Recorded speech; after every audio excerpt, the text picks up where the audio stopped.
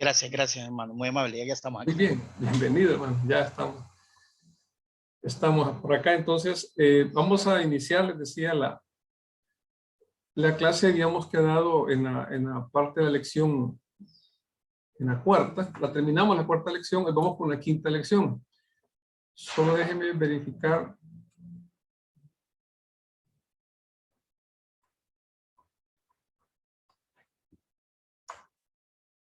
Voy a verificar algo rapidito aquí, mis hermanos. Muy bien. Muy bien, muy bien. Ay, ya te hice esperado.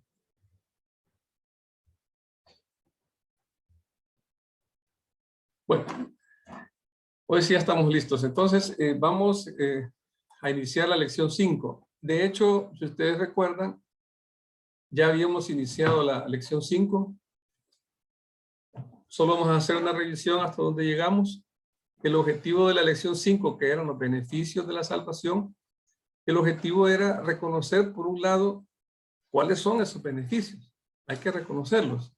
Pero en segundo lugar, para fortalecer nuestra fe en el Señor, por supuesto. Eso nos ayuda a fortalecer la fe. Y en segundo lugar, vivir una relación íntima con nuestro Señor, a raíz de conocer esos beneficios, ¿verdad? Así que estamos haciendo un recordatorio cómo estuvo esta clase. Y estudiamos dos de esos beneficios. Uno fue la justificación. La justificación, si ustedes recordarán, aquí estudiamos varios detalles al respecto de la justificación, pero aquí en rojo, en letras en rojo, estoy dejando lo principal resumen de esta enseñanza, de este beneficio. Justificación, que significa, el justificar significa declarar justo. Usted y yo hemos sido declarados justos. Estamos haciendo un recordatorio de ese primer beneficio que hemos recibido por la salvación. Hemos sido declarados justos.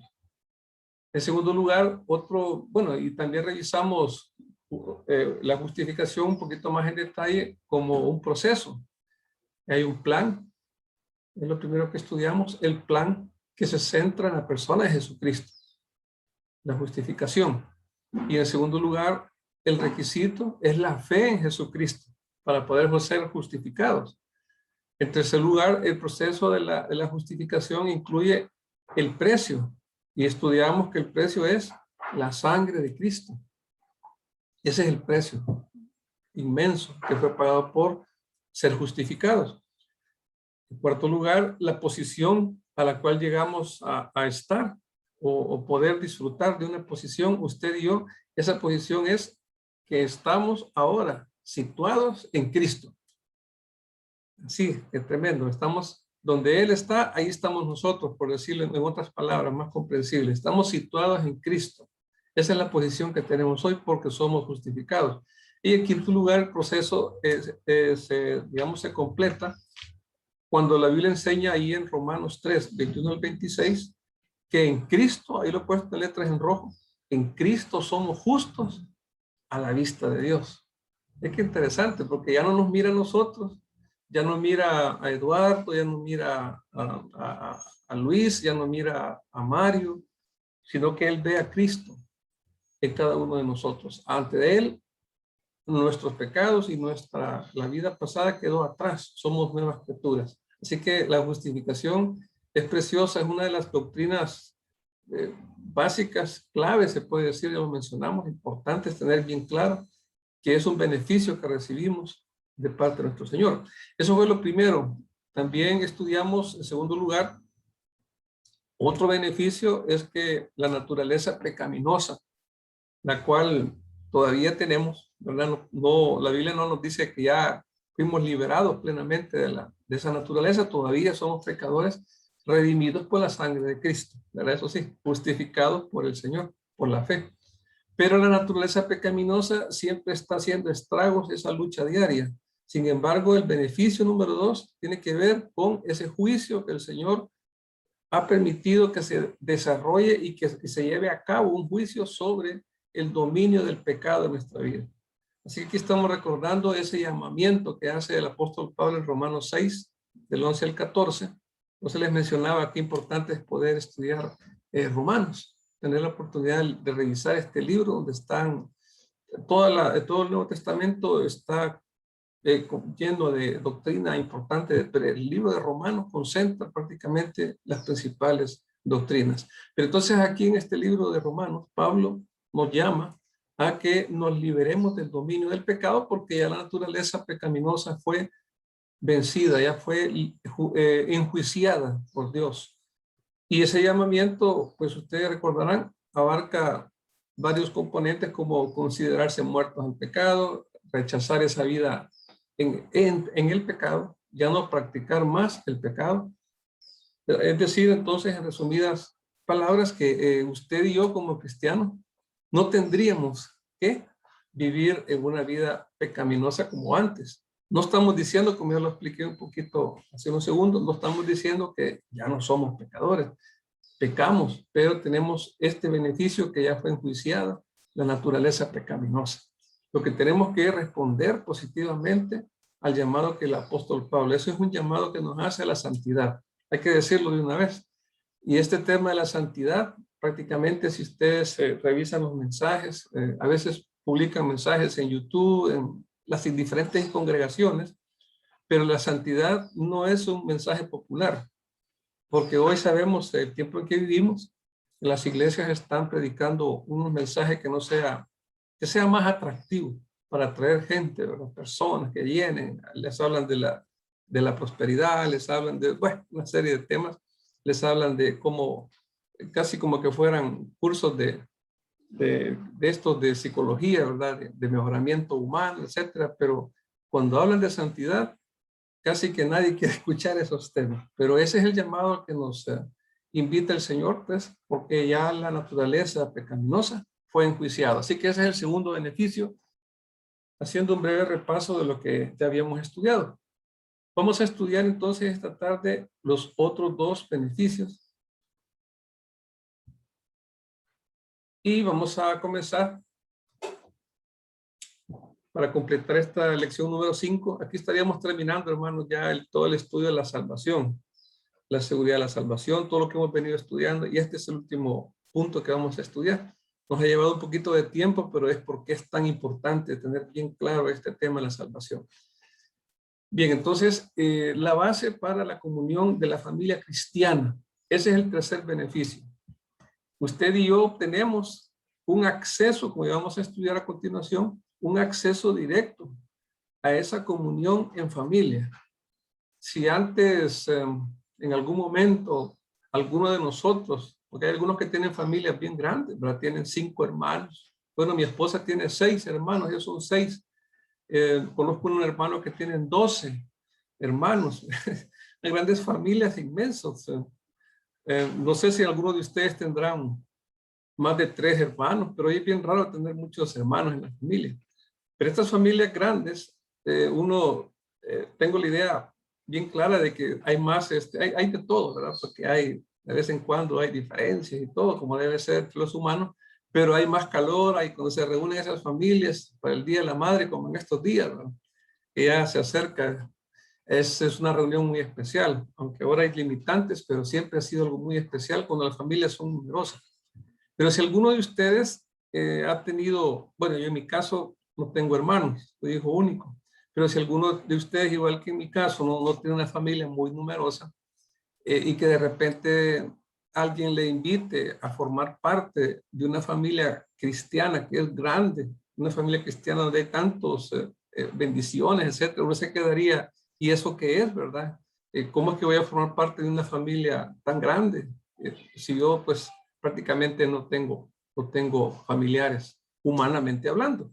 Así que valga el ejemplo solo para entender un poquito lo que ocurre en el plano espiritual, por decirlo así, cuando usted y yo hemos recibido al Señor como Salvador. Es un beneficio directo que viene en nuestra vida, y es importante que alguien nos tenga que explicar, porque si alguien recibe a Cristo y solo le dicen Dios lo bendiga y siga adelante y no hay un discipulado, difícilmente va a crecer la persona que acaba de llegar a Cristo, porque no va a entender que tiene una familia. Así que vamos a estudiar ahorita entonces este tercer beneficio. En Primera de Juan, y aquí antes de avanzar, le voy a pedir el apoyo, porque hay varios versículos voy a necesitar leer. Este se lo voy a leer yo, primera de Juan 1, del 5 al 10.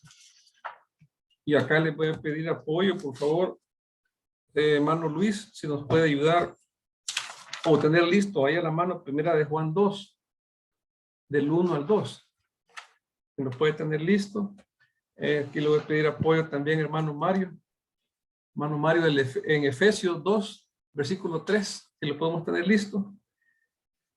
También pedirle apoyo a Erickson, si nos ayuda con Gálatas 4:5. Y los vamos a ir. También le pido apoyo a Isis con Efesios 1:5. Vaya, así me ayudan con esos versículos. Vamos a regresar entonces. Primera de Juan 1, del 5 al 10. Si tienen una Biblia, pues mejor la pueden buscar el pasaje. Mejor, hermano. Se lo voy a leer, dice así. Este es el mensaje que hemos oído de él y os anunciamos. Dios es luz y no hay ningunas tinieblas en él. Si decimos que tenemos comunión con él y andamos en tinieblas, mentimos y no practicamos la verdad. Pero si andamos en luz, como él está en luz, tenemos comunión unos con otros. Y la sangre de Jesucristo, su Hijo, nos limpia de todo pecado. Si decimos que no tenemos pecado, nos engañamos a nosotros mismos y la verdad no está en nosotros. Si confesamos nuestros pecados, él es fiel y justo para perdonar nuestros pecados y limpiarnos de toda maldad. Y termina el versículo 10, dice, si decimos que no hemos pecado, le hacemos a él mentiroso y su palabra no está en nosotros. Prácticamente encontramos en este precioso pasaje de primera de Juan 1, dos condiciones. Hay dos condiciones para disfrutar de la comunión familiar a la cual ya tenemos acceso. Por eso es importante estudiar la doctrina que estamos haciendo en este momento juntos, estudiando.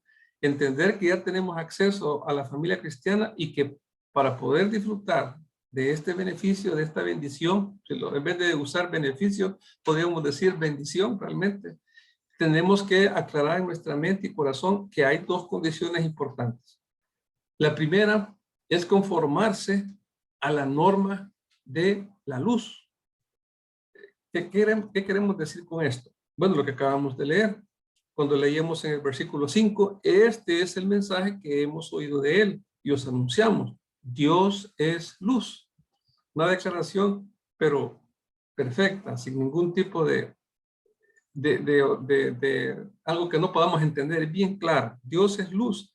Y para que quede más claro, dice después, y no hay ningunas tinieblas en él. Como para que quede más claro, ¿verdad? Él es luz, no pueden haber tinieblas en él. Y a continuación lo dice más claro para nosotros. Si decimos que tenemos comunión con él y andamos en tinieblas, no se puede, ¿verdad? Dice claramente, mentimos y no practicamos la verdad. Entonces la primera condición para disfrutar de esta bendición es conformarnos voluntariamente a la norma de esa luz que es nuestro Dios. Él es luz, tenemos que andar en luz. Si se dan cuenta, es un llamado similar al que estudiamos hace unos segundos, que hace el apóstol Pablo a la santidad. Porque si vamos a andar en luz, estamos hablando de lo mismo, de andar en santidad. Porque nuestro Dios es luz y no admite las tinieblas.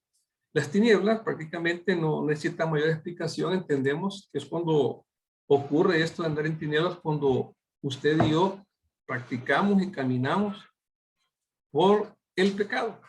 Y vamos bien tranquilamente, como que si nada pasa, como que si todo está bien, pero andamos a oscuras. Y dice la palabra en otro lugar que tropezamos y no sabemos en qué tropezamos, porque ha llegado un momento en que la carne ha predominado en nosotros y así hemos andado por años, hasta que Cristo nos encontró. Como ya lo hemos enseñado también en otros momentos de estudio que hemos tenido previos, no quiere decir que usted y yo ya no pecamos, ya no fallamos, ya lo hemos dicho varias veces, pero ya no es normal que andemos en tinieblas. Me explico, es decir, usted y yo no podemos darnos el lujo prácticamente de vivir como querramos, de ser lo que querramos. Y es donde surgen algunas aseveraciones, afirmaciones, cuando alguien que quiere andar como quiere te dice, pues no te metas conmigo, ¿verdad? Déjame vivir como yo quiero, el cristianismo a mi manera. Y hasta citan una canción por ahí a mi manera, una canción mundana, ¿verdad? Que habla de que yo hago las cosas a mi manera. Y no puede ser. O andamos en luz o andamos en tinieblas. Por supuesto, la voluntad de Dios es que andemos en la luz. Así que esta es la primera condición. Y pareciera que está difícil, pero vamos a darnos cuenta que no lo es. Hay una lucha, sí hay una lucha, una carne, nuestra carne, pero también hay unas promesas de victoria para poder avanzar, para poder caminar en luz. La segunda condición para poder disfrutar de esa comunión en la familia cristiana es confesar el pecado. Porque precisamente, bueno, el versículo 8 dice lo que acabamos de estar leyendo: si decimos que no tenemos pecado, nos engañamos a nosotros mismos. Es lo que estamos tratando de explicar. No nos podemos engañar a nosotros mismos. Con un pensamiento, aún en este momento, no sé si ya les ha ocurrido a ustedes, están orando y quieren concentrarse y pedir al Señor por alguna necesidad o lo que usted tenga en su corazón para orar, y de repente viene un pensamiento horrible, ¿verdad? Que uno dice, ¿qué es esto, verdad? Pero esa es parte de esa lucha, porque nuestra carne nos invita constantemente a que vayamos a caminar en las tinieblas. Así que es una lucha. Pero dice, por eso claramente, no, si decimos que no tenemos pecado, nos engañamos a nosotros mismos. Y la verdad no está en nosotros. Ahora, vean qué importante es lo que dice a continuación. Claramente el versículo 9. Si confesamos, y antepone la partícula sí. Si confesamos. No dice confesamos, sino si confesamos, ¿qué ocurre? Nuestros pecados. Los pecados suyos, los míos. Él es fiel y justo para perdonar nuestros pecados. Porque Él sabe que somos polvo, como dicen hebreos, y que nuestra lucha es difícil.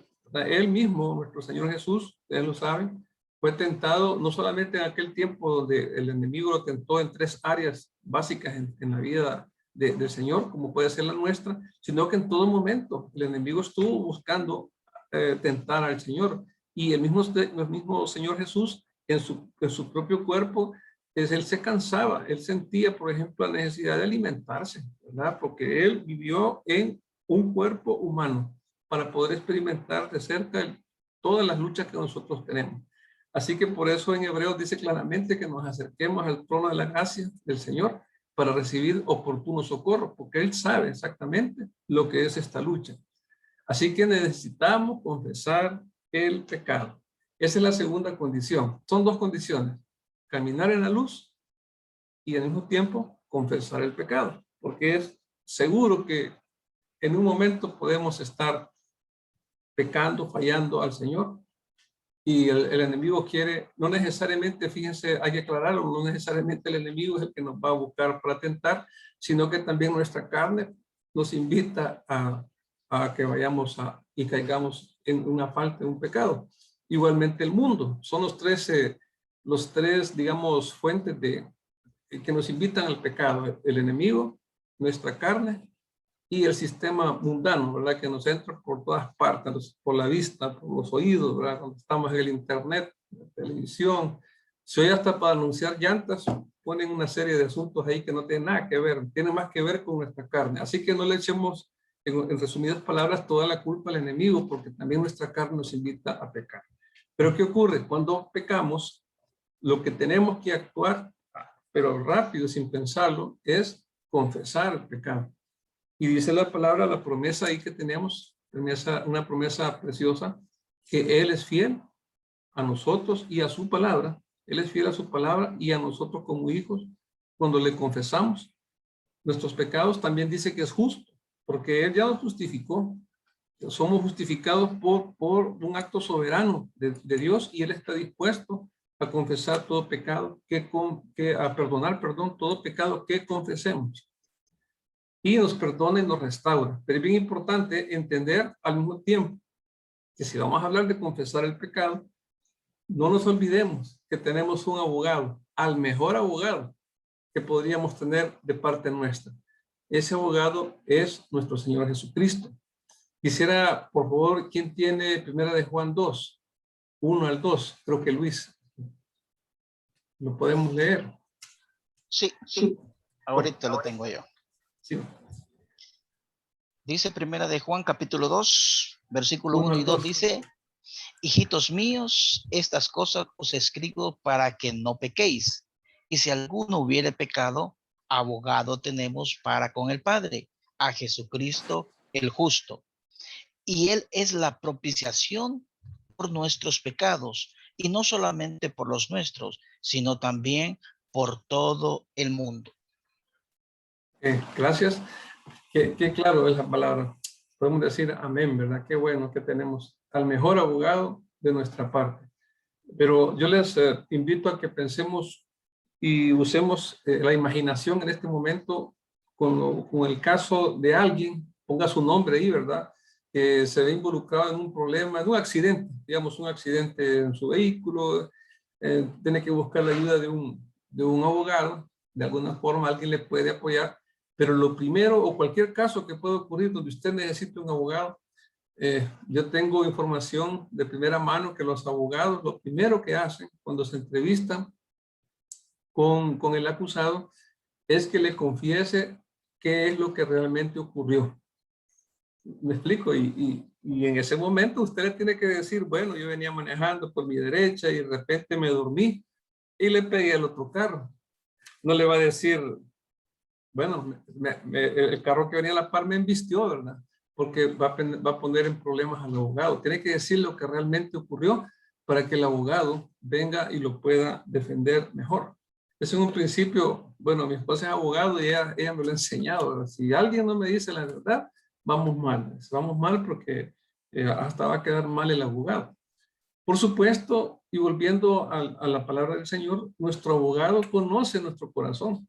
¿Cómo le vamos a llegar a decir que no hemos mentido? Por ejemplo, ¿cómo le vamos a decir que no nos enojamos? Por ejemplo, a él le vamos a decir, Señor, vengo a confesarte que me acabo de enojar con mi esposa, ahí pongan el nombre, ¿verdad? O que acabo de mentir y lo reconozco. Perdóname, ayúdame. Y eso es una confesión tan sencilla como lo que estoy poniendo de ejemplo. Pero tenemos que decírselo a nuestro abogado. Porque ¿qué ocurre? Y por eso les digo, usemos la imaginación. ¿Qué es lo que ocurre? Cuando usted y yo fallamos, ¿se recuerdan en el libro de Job? Cuando Job fue puesto a prueba y Dios le dio permiso al enemigo para probar y hacer pasar momentos difíciles a Job. Cada vez que ocurría una situación con Job, el enemigo, por supuesto que iba con Dios a decirle, mira, allá se está quejando. Empezaba a buscar de qué manera acusar de alguna manera a Job. Pero por supuesto Job estaba confesando toda falta, toda situación que no podía manejar, se le entregaba a Dios. Así es con nosotros. Confesamos el pecado y cuando el Señor Jesús se presenta como abogado nuestro ante el Padre, allá está el acusador diciendo que usted y yo mentimos, que usted y yo nos enojamos. Pero en ese momento nuestro abogado dice, sí, fulano de tal, mi hijo Pedro, digamos, mi hijo de Mario, se enojó, hizo una mentira, pero me lo acaba de confesar y pidió perdón. Entonces ya el enemigo no tiene más que decir porque por supuesto nuestro Señor ha pagado todos nuestros pecados, pasados, teológicamente se puede decir eso, pasados, presentes y futuros. Así que ahí está, me extiendo en la explicación porque vale la pena tener muy claro esto.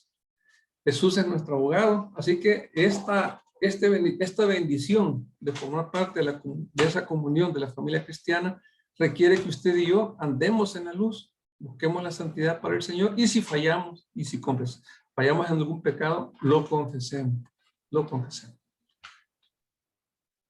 Vamos a terminar el cuarto beneficio o la cuarta bendición, decirlo de esta forma, de la salvación que hemos recibido. Tiene que ver con la adopción. hemos visto 4 bendiciones, ya las estudiamos: la justificación, la naturaleza del pecado fue enjuiciada por Dios, solo nos queda obedecer. Acabamos de estudiar en tercer lugar la comunión que tenemos en una familia a la cual llegamos a formar parte. Y en cuarto lugar, la adopción. ¿Qué es esto de la adopción? Si yo les pregunto qué entendemos por adopción, no sé si alguien quiere compartir qué entiende por adopción. Por favor, alguien que se anime ahí a compartirnos qué entiende por adopción. No tengan pena, hermano. Ayúdenos. ¿Qué entendemos por adopción? Así humanamente hablando. Cuando le hablan de que alguien es adoptado en una familia, ¿qué viene a su mente o qué es lo que usted entiende por el término de adopción? Bueno, que cuando alguien nos adopta, quiere decir de que se hace responsable de nosotros, ¿verdad? Bueno, siendo, digamos que fuera pequeño, ¿verdad? Un menor de edad, esa persona que lo adopta está totalmente, ¿verdad? En la obligación de poder darle un techo, alimentarlo y pues hacerlo un buen ciudadano, ¿verdad? A esa persona que ha adoptado. Ahora, nosotros como adoptados también tenemos nuestras obligaciones, aunque no sea nuestro padre o nuestra madre biológica, tenemos obligación en obedecerle en todo porque ellos están haciendo cargo de nosotros. Bueno, eso es lo que yo entiendo. Exacto. Excelente, gracias, hermano Luis. Es una exposición rápida y muy buena de ese tema de la adopción, bien práctica. Gracias, hermano. También aquí tenemos, vamos a escuchar, lo puede compartir. Isis. Sí, también. Sí, yo creo que también un efecto de la adopción es que adquiere todos los derechos de un hijo legítimo. Legítimo. Entonces,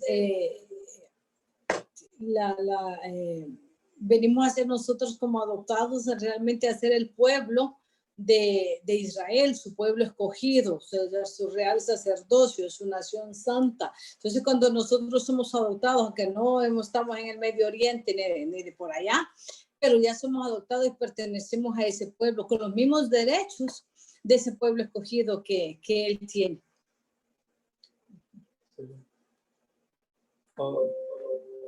Muy bien, qué bendición, bien claro, es la posición de un abogado, ¿verdad? Pero qué claro, ¿verdad? Más claro no puede estar. Y ambos que han participado, gracias porque nos ponen ya prácticamente han desarrollado el punto número 4. Qué bueno. Una pregunta, Dígame.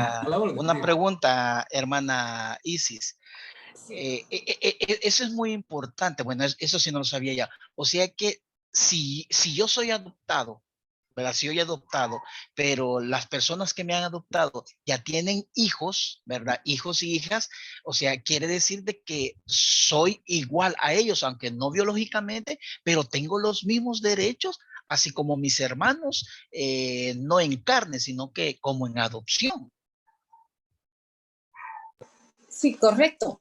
La ley le da a los hijos adoptados los mismos derechos que a los hijos legítimos. Los mismos derechos para estudiar, los mismos derechos de alimentación, los mismos derechos para heredar. Todo es igual, ¿verdad? O sea, no hay discriminación, ¿verdad? Ahora nuestra legislación propiamente, antes nosotros teníamos lo que se llamaba, y hacíamos una diferencia de hijos legítimos e ilegítimos, ¿verdad? Aquel que solo la mamá se había quedado con su mamá o con solo su papá o no estaban dentro del marco del matrimonio. Ahora con nuestra nueva legislación del Código de Familia, que andará aquí quizás como del 2008 para acá, ya todos los hijos tienen iguales derechos.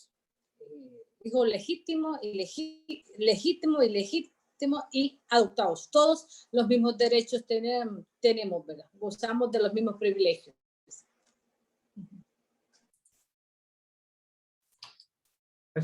Muy bien. Ok.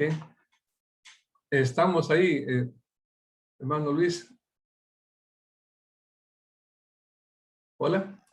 Gracias, sí, ahí Ah, estamos. sí, Ya. excelente. Vaya. Qué Perfecto. bueno. Gracias, Isis, también por aclararnos ya en el marco de nuestras leyes localmente, hablando, digámoslo así, ¿verdad? Cómo funciona la adopción. Ahora vamos a estudiar, y gracias por su participación, hermanos. Vamos a estudiar qué podemos entender, ya hemos recibido bastantes ejemplos del el término adopción, ese beneficio de la adopción en la palabra de Dios. Acá, pues, por supuesto, les he pedido apoyo para que me ayuden a leer en Efesios. Vamos a ir al primer punto. Son 4 puntos que vamos a tratar de entender el significado de la adopción. Para eso vamos a leer Efesios 2:3. Pedimos apoyo, hermano Mario. Creo que él tiene esta. ¿Se nos ayuda? Sí, Efesios 2.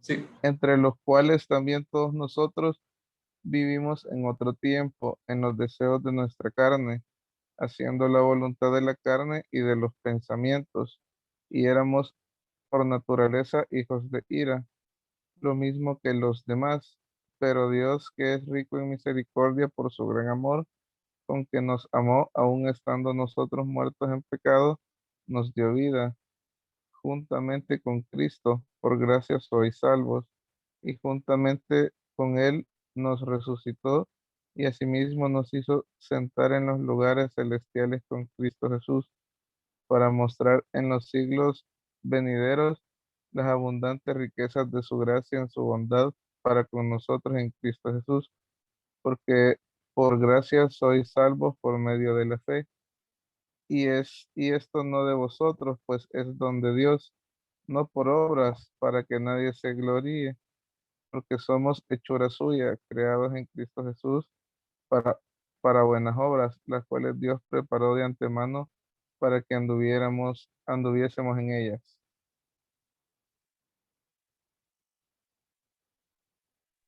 Perdón, muchas Sigo. gracias, hermano Mario. Está acá bien claro, ¿verdad? El primer significado entonces de adopción, y nos vamos al principio de la lectura que hacía en Efesios 2. Ahí el versículo 3 dice claramente, entre los cuales también todos nosotros, no dice algunos, dice que todos nosotros vivimos en otro tiempo. ¿En qué? En los deseos de nuestra carne, que es lo que hemos venido explicando, en los deseos de nuestra carne, haciendo la voluntad de la carne y de los pensamientos. Por eso los pensamientos son bien importantes, someterlos al Señor, ¿verdad? Porque ahí empieza todo el problema. Y éramos por naturaleza, dice, hijos de ira, lo mismo que los demás. Bien, la adopción significa entonces, en primer lugar, que nos sitúa Dios, o somos situados, o somos ubicados, por decirlo de esa forma, en una familia a la cual no pertenecíamos por naturaleza. Ni usted ni yo pertenecíamos a la familia en la cual ahora podemos disfrutar tantas bendiciones de parte de nuestro Padre. No pertenecíamos. Como dice al final del versículo 3, éramos por naturaleza hijos de ira.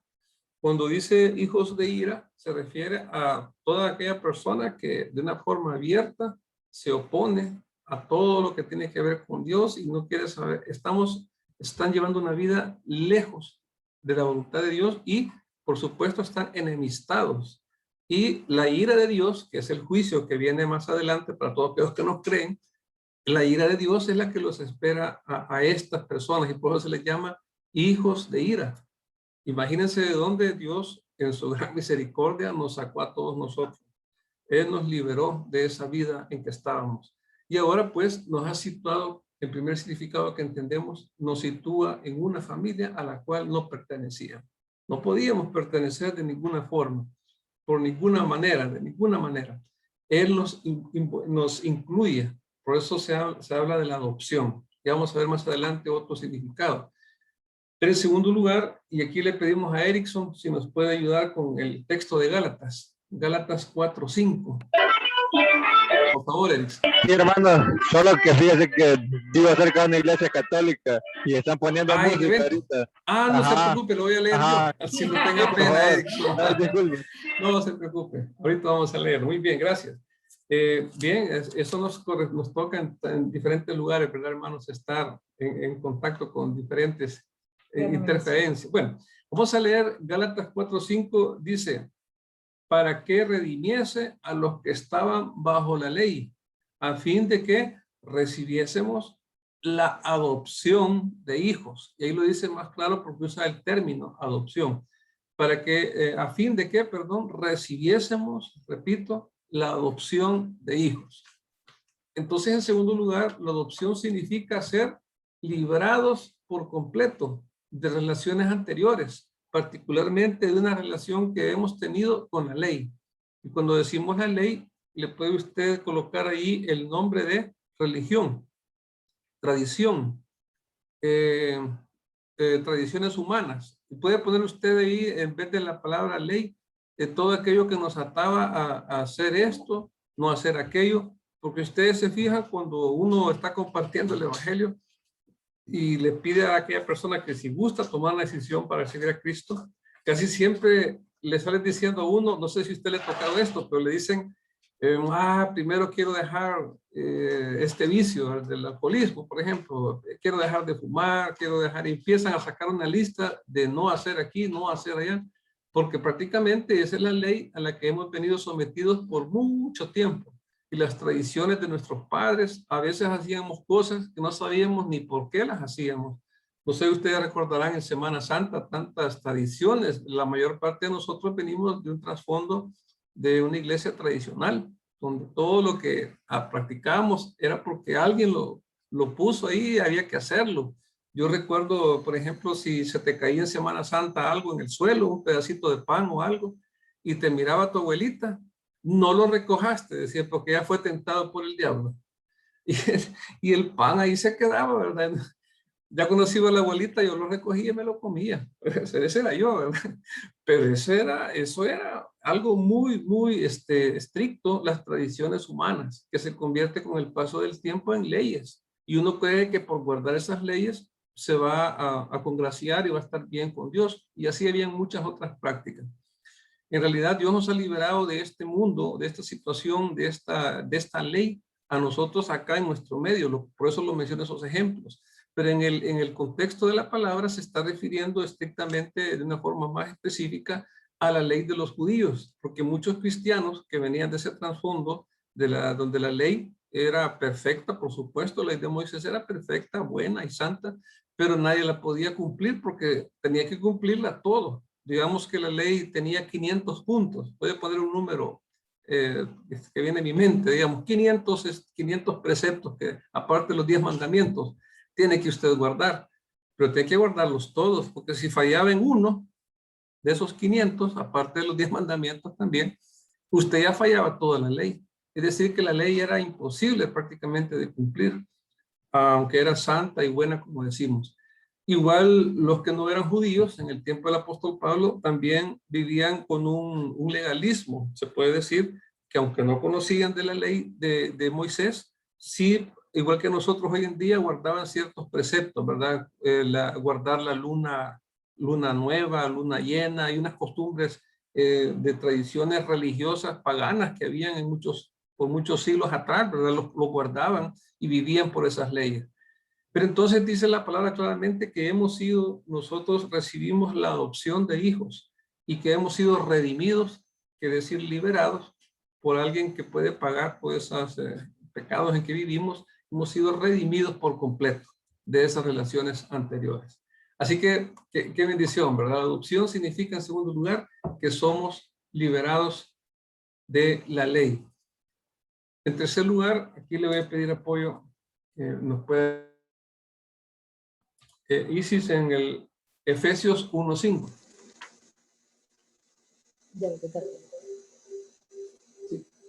Dice así: en amor, habiéndonos predestinado para ser adoptados hijos suyos por medio de Jesucristo, según el puro afecto de su voluntad. Muy bien, gracias. Muy bien, gracias. Ahí estamos entendiendo claramente. En tercer lugar, veamos, permítanme que aquí he dejado mal esto. En tercer lugar,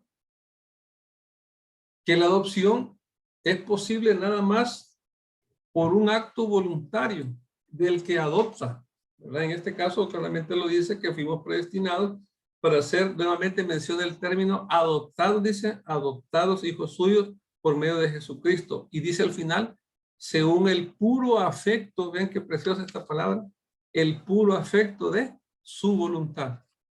Si le preguntáramos a Dios, bueno, Dios mío, ¿por qué nos adoptaste a nosotros que somos tan tremendos, verdad? Y todavía ya conociéndote muchas veces te fallamos. ¿Por qué nos adoptaste? ¿Por qué será su voluntad? Un acto voluntario, soberano, por supuesto, de un Dios todopoderoso, creador de todo lo que existe, y que en su corazón dispuso adoptarnos a cada uno. Y fue una disposición que él tomó como soberano Dios antes de la fundación del mundo. ¿Qué les parece? Por eso habla de predestinados. Habiéndolos predestinados para ser adoptados, dice, porque la predestinación es una elección en el tiempo pasado, por eso hablamos de la vida eterna pasada, donde Dios ya existía siempre. Y Él en ese tiempo nos conoció por nombre y sabía que acá en este territorio tan pequeño, usted y yo íbamos a conocerle a Él, en nuestro corazón lo íbamos a recibir. Y dijo, esta persona, este va a ser mi hijo, porque me está recibiendo por fe y yo lo adopto en mi familia. Es una decisión voluntaria de Él, porque Él es el que adopta. Qué lindo, ¿verdad? Hoy los procesos de adopción, legalmente hablando, de cada país cambian de un país a otro y son procesos bien delicados, porque adoptar un niño en nuestro país no es muy fácil, si ustedes se han dado cuenta. Pero tiene que haber, en primer lugar, el deseo voluntario de adoptar un niño, ¿no les parece? Y estarán de acuerdo conmigo. Tiene que haber un deseo del padre, ¿verdad? De adoptar al hijo, y después, por supuesto, va a tener que demostrar todo, si él puede, si no puede. Quizá me gustaría si me ayuda mi esposa Isis explicando un poquito de esta parte legal, cómo funciona. Sí, les comentaré generalidades porque no me dedico tanto a esa área, pero sí, en primer lugar, para la adopción tiene que estar la persona con el deseo de adoptar a un pequeño, ¿verdad? A un niño.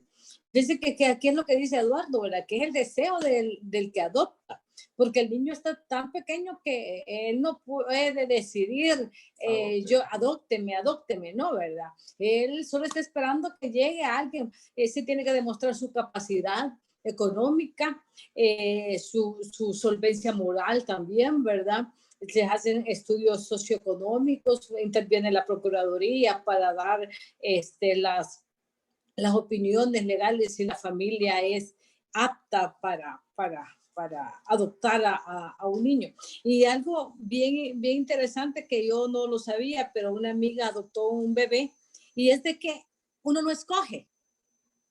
El padre que va a adoptar no escoge al niño, no va y mira bastantes niños y dice, yo quiero este. No, es la institución la que se lo da. Entonces yo creo que aquí también, ¿verdad? Dios, como dijo Eduardo, la predestinación, y miren qué hermoso, nos escogió a todos, aquí, a todos, ¿verdad? Porque quiere que todo el mundo sea salvo. Nos escogió a todos para que nosotros seamos salvos. Así que, y la capacidad, el Señor Jesús tiene pues la capacidad de recogernos en sus brazos, tiene la capacidad de perdonarnos, darnos vida eterna. Así que la figura de la adopción realmente es un privilegio que nosotros, siendo descendientes del pueblo escogido de Él, nos ha hecho partícipes. Bueno, gracias. Qué tremendo. Cómo son las leyes humanas, ¿verdad? Que hasta el término de la adopción no es tan fácil. Y ahora podemos entender mejor cómo es nuestro Dios de bueno que nos quiso adoptar, ¿verdad? Él en su gracia, en su misericordia, ahora nos recibe por un acto soberano. Qué bueno, así que esa es una bendición que podemos disfrutar, y el significado en tercer lugar entonces es un acto voluntario del que adopta. Dios decidió hacerlo así hace tanto tiempo. Nada más esperaba que cada quien respondiera, ¿verdad? Llamada a la salvación. En cuarto lugar, para cerrar entonces, este cuarto beneficio que recibimos o bendición que recibimos por la salvación, tiene que ver con otro derecho, por llamarlo así, que recibimos como un beneficio, el derecho a todos los privilegios, fíjense, de pertenecer a la familia de Dios. Como quien dice, usted y yo, y creo que lo mencionó alguien que opinó hace unos minutos, que tanto los hijos que ya están como el que llega adoptado tienen los mismos derechos, pues prácticamente en Romanos 8:15 podemos disfrutar de esa adopción en esos términos. Se los leo. Romanos 8:15 dice, pues no habéis recibido el espíritu de esclavitud para estar otra vez en temor, sino que habéis recibido el espíritu de adopción. ¿Cómo lo dice el apóstol Pablo? Habéis recibido el espíritu de adopción, por el cual clamamos, Abba Padre. Clamamos, Abba Padre. Y esa expresión, Abba Padre, es como que un niño muy pequeñito de unos 2, 3 años dijera, cuando ya pueden hablar, y dicen papi, o dicen papito, ¿verdad? O la expresión más tierna que puede decir un niño tan pequeño cuando ve a su padre. Y directamente le dice, Abba Padre. Y esa expresión solo aparece una vez en el Nuevo Testamento y significa algo tan especial. Podemos acercarnos con esa confianza entonces a nuestro Dios y decirle, soy tu hijo, soy tu hija, ¿verdad? En el caso de nuestras hermanas, y con todos los derechos, como repito, que la palabra le permite a un hijo también de disfrutar de esa paternidad espiritual de nuestro Dios. Así que vamos a detenernos acá, pero el estudio nos permite concluir con esta, prácticamente como una promesa se podría decir, pero en realidad, más que una promesa, estamos recibiendo algo que es ya un hecho. Y por eso hablamos de derechos, ¿verdad? Ya tenemos un pleno derecho a esos privilegios, porque ya usted y yo formamos parte de esa familia de Dios. Hemos sido adoptados. Así que en cuarto lugar, vean ustedes otra bendición o beneficio, si lo quieren llamar, de la salvación. Vamos a parar acá el estudio y prácticamente estaríamos terminando, hemos completado el principio número 1 de la salvación. El otro sábado, Dios mediante, comenzaríamos el principio número 2, Jesucristo. Si ustedes pueden revisar sus materiales, ahí van a encontrar el detalle de cómo inicia estos temas ya de la vida de nuestro Señor Jesucristo, la doctrina acerca de la persona de nuestro Señor Jesucristo. Vamos a concluir entonces la clase propiamente acá. Y si hay comentarios, si hay preguntas, no tengan pena, pueden en este momento, con todo gusto, algún comentario para cerrar. Y vamos antes de pasar al tiempo de oración del que les comenté, vamos a detenernos acá. No sé si hubiera algún comentario, pues con mucho gusto vamos a alguna pregunta. Si no, pues entenderíamos que todo está claro, ¿verdad? Y bueno, podemos revisar y también quiero adelantarles, hermanos, que gracias a ustedes por la fidelidad que han tenido hasta hoy. A estas alturas ya tenemos más de un mes, casi 2 meses de estar reuniéndonos por estos medios. Quiero adelantarles que les vamos a estar, como ya terminamos el primer principio, les voy a hacer llegar por WhatsApp un pequeño, no es un examen, por favor, no lo vayan a tomar así, porque los exámenes, digamos, son para un seminario de teología, está bien, ¿verdad? Siempre son necesarios. Pero les quiero enviar una serie de preguntitas para que ustedes las contesten y son preguntas que se van a contestar al leer el material, ¿verdad? Eso nos obliga a revisar lo que hemos recibido. Ahí lo tienen ustedes el material y preguntas que nos ayuden a reforzar lo que hemos estudiado en este primer principio de la salvación. Así que ya les aviso, vamos a empezar a preparar, ya tenemos casi listo el paquetito y se lo vamos a enviar para que lo respondan y cuando lo completen nos lo puedan enviar. No, pero ya les digo, no es examen, ¿verdad? Solo es para que nos podamos... No pueden copiar. No se vale copiar, me dice mi esposa. Así que podamos revisar cuál ha sido el avance y que hemos tenido en este primer etapa de estudios. Bien, voy a dejar de grabar en este momento y vamos a pasar al tiempo de... Permítanme un segundito, al tiempo de oración.